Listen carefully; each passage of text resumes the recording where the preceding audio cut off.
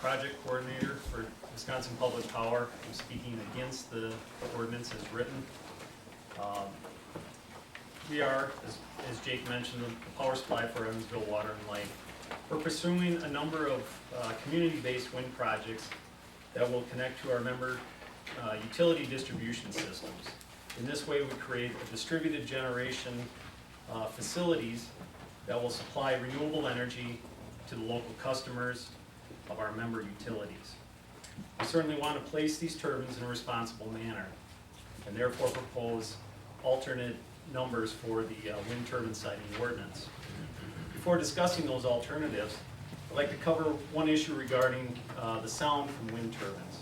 There's been considerable discussion regarding low frequency noise from wind turbines. This is certainly a concern for downwind turbines where the rotor is placed downwind of the tower and the wind passes past the tower first and then through the rotor. Most, if not all, utility scale wind turbines presently are upwind models where the wind passes through the rotor first and then past the tower. This orientation all but eliminates the low frequency issues, lowering the magnitude below the perception limits of humans. Upwind rotors will be used in WPPI's community wind projects. The alternative ordinance numbers that I came up with use the World Health Organization's guidelines for community noise document. This is a document that the Large Wind Turbine Citizen Committee has referenced heavily.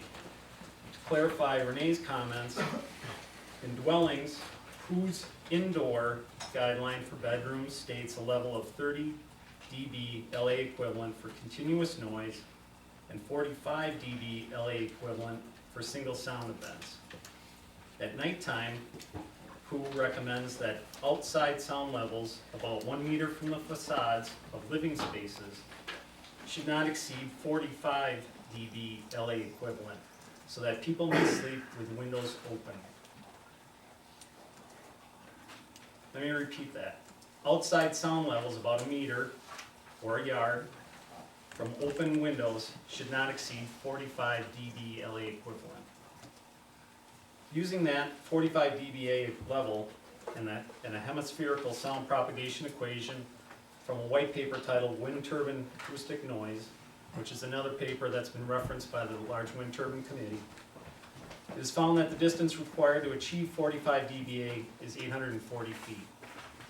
This distance is less than the 1,000 feet the Wisconsin State Model Ordinance for siting turbines uses.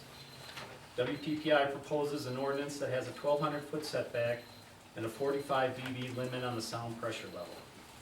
Using the same equation, the expected sound pressure level at 1,200 feet is about 40 dBA.